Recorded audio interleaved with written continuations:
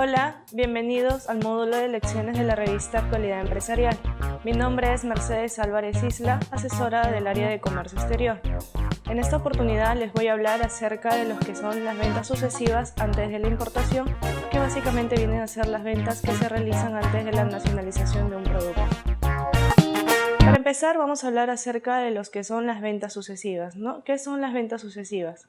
Se le denomina así a la serie de ventas que se le realiza a una misma mercancía que se trae del exterior, cuya nacionalización, cuya transferencia, cuyo despacho para la importación se realiza antes, se entiende, antes del pago de los impuestos, antes de que la mercancía sea sometida a las formalidades aduaneras para su importación.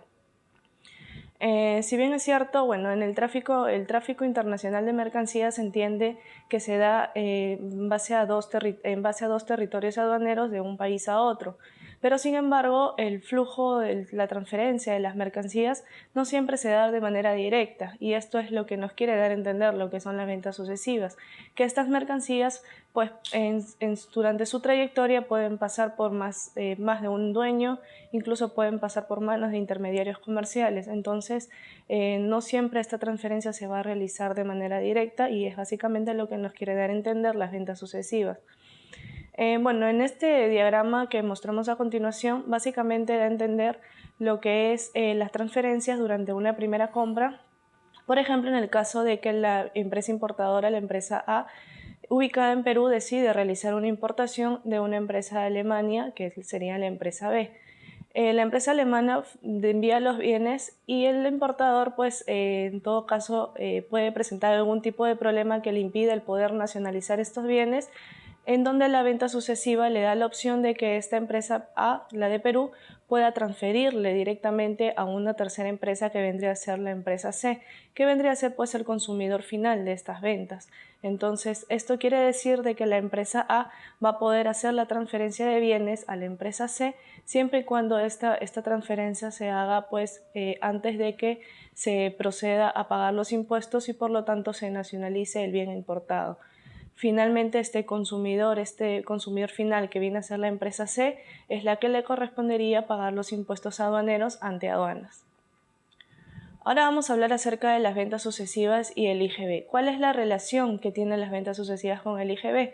En principio, poder determinar que el comprobante de pago, ya sea la factura o algún documento equivalente que se emita en la transferencia de estos bienes por la venta sucesiva, no va a estar grabado con el IGB por haber sido efectuada esta venta con anterioridad al despacho de importación y por ende a su nacionalización. Ahora, el sustento legal de esto básicamente lo tenemos en base a la ley del IGB. En principio, la ley del IGB determina pues que la venta que se haga en territorio nacional de todo bien inmueble no producido en el país se entiende que está gravado con el IGB. Por ende, se interpreta de que la venta de bienes que no se hagan en territorio nacional pues no va a estar gravado con el IGB. El sustento legal viene a ser un informe en base a la carta número 100-2005 de SUNAT, que determina pues que la venta de bienes muebles no producidos en el país antes de su despacho a consumo no se encuentra grabada con IGB. Es el primer sustento que se basa en base a lo que determina la ley del IGB. Otro sustento legal viene a ser en base a lo que es el reglamento de la ley del impuesto general a las ventas, que viene a ser el decreto supremo número 130-2005, en el que determina en el literal A de la primera disposición final de que desde la entrada en vigencia del decreto legislativo número 950, que fue uno de los decretos que modificó la ley del IGB, que la venta de bienes muebles no producidos en el país antes de su importación definitiva tampoco se encuentra grabada con este impuesto de IGB.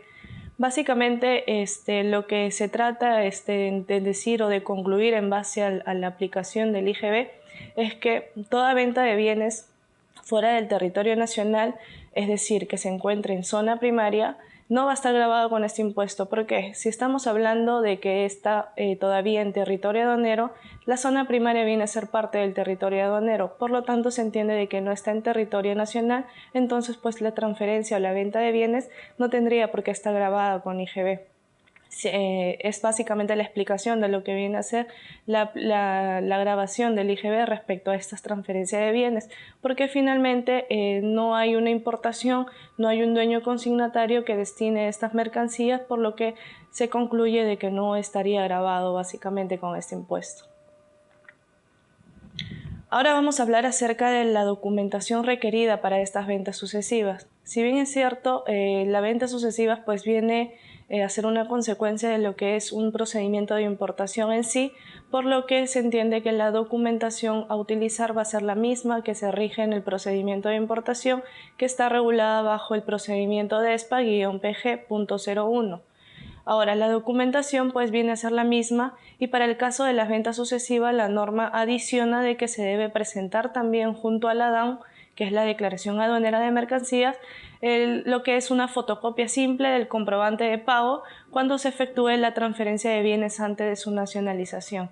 ¿Qué significa esto? Que esto le da de alguna manera una obligación al importador de que necesariamente tenga que presentar la factura o el documento o comprobante de pago que de alguna manera sustente la compra del bien que va a tener que nacionalizar. Ahora, ¿en qué casos la norma determina que hay excepciones para presentar esta fotocopia simple del comprobante de pago de la última venta? Cuando esta transferencia pues haya pasado por manos de comisionistas que actúan por cuenta de terceros o intermediarios que básicamente no son los dueños de las mercancías. Otra excepción es cuando las entidades del sistema financiero nacional, por ejemplo los bancos, hayan endosado ya previamente los documentos de transporte al importador. Esto se realiza generalmente bajo normas o instrumentos de pago que requieren de que estos documentos de transporte sean endosados. Entonces, en esta situación la norma no obliga a que se tenga que presentar una fotocopia simple porque ya los documentos se encuentran endosados. Otro punto de excepción es básicamente lo que son las transferencias a título gratuito de estos bienes que pasan por ventas sucesivas y que son de alguna manera o ingresan al país y están consignados a nombre de una entidad del sector público, a excepción, claro, de las empresas del Estado. Y finalmente cuando el comprobante de pago pues ya es emitido previamente, ya sea de manera electrónica o utilizando algún medio informático que esté autorizado por SUNAT.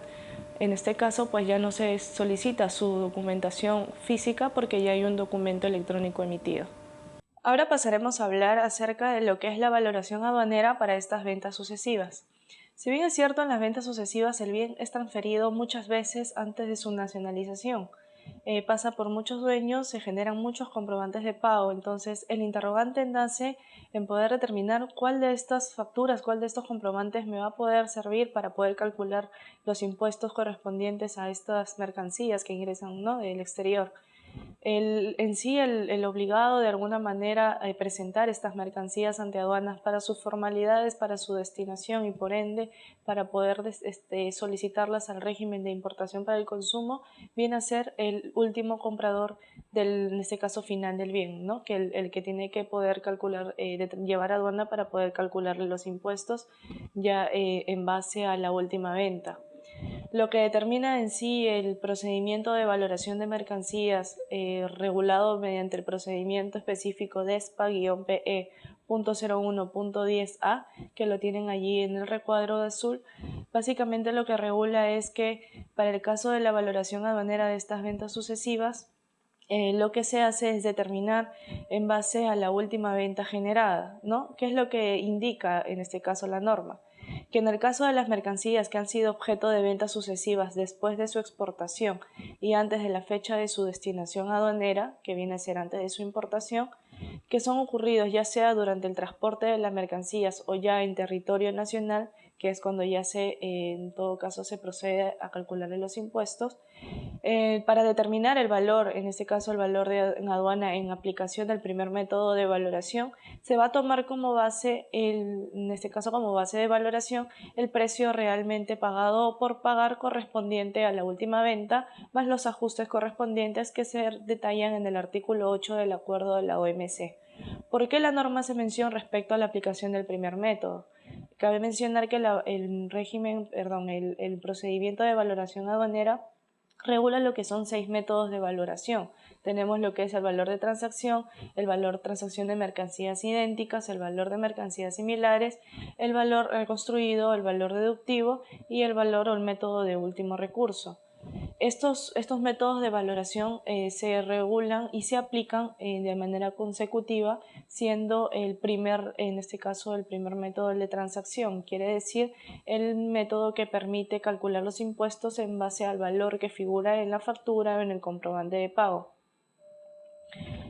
¿Cuáles son estos ajustes que habla acerca, en este caso, el acuerdo de la OMC, que van a formar parte del valor? Pueden ser lo que son las comisiones y gastos de corretaje, salvo lo que son comisiones de compra, los costos de envases, de embalajes y los costos relacionados a ellos y gastos también, lo que son prestaciones a cargos del importador o comprador, en este caso lo que son los cánones o derechos de licencia, lo que son los productos posteriores que revierte en este caso el vendedor, y finalmente los costos de transporte, de seguro y gastos conexos relacionados, solamente aquellos pues que determinen o que se vayan a incurrir hasta que la mercancía llegue al lugar de su importación. Y en este caso la norma hace excepción que no forma parte del ajuste todos aquellos gastos generados después de que el bien ya ingresa al país. Básicamente hablamos de los gastos de descarga, los gastos de manipulación en el puerto o en el lugar de importación. Ahora, a manera de sustentar lo que hemos hablado acerca de valoración, podemos definir de que la determinación del valor en aduana, si bien es cierto, se va a dar aplicando el primer método que les mencioné, que es el valor de transacción, tomando en cuenta lo que es el valor de la última venta. Básicamente viene a decir el valor que se consigna en la última factura que se emite por la compra del bien, adicionando lo que es al precio realmente pagado por pagar los ajustes que hemos mencionado anteriormente, si es que corresponden aplicarles o no. Esto de alguna manera lo que permite entender es que esto vuelve de alguna manera a mencionar de que el importador tiene la obligación, como ya lo habíamos comentado, de tener que presentar la factura o el comprobante de pago relacionado a la última venta por obligación para que se puedan calcular de alguna manera estos impuestos y se aplique un método de valoración correctamente que no vaya a generar dudas posteriores a lo que es la administración aduanera. Ahora vamos a hablar acerca de lo que es la declaración en los formatos DUA. Básicamente, como bien sabemos, la declaración aduanera de mercancía, que es la DAM, presenta tres formatos, que son los formatos DUA, el A, B y C, que deben ser llenados de acuerdo pues, a la documentación presentada tanto para los regímenes de importación como de exportación. No obstante, para el caso de importación y en este caso para el caso de las ventas sucesivas, entran a primar lo que es tanto el formato A, que es para la descripción en general de las mercancías, y pues el formato B, que se utiliza en este caso en las ventas sucesivas para poder contener o consignar información relacionados a la transacción de la mercancía, a las transacciones solicitadas para su nacionalización. Es de utilización, como menciono, utilización exclusiva para lo que es el régimen de importación.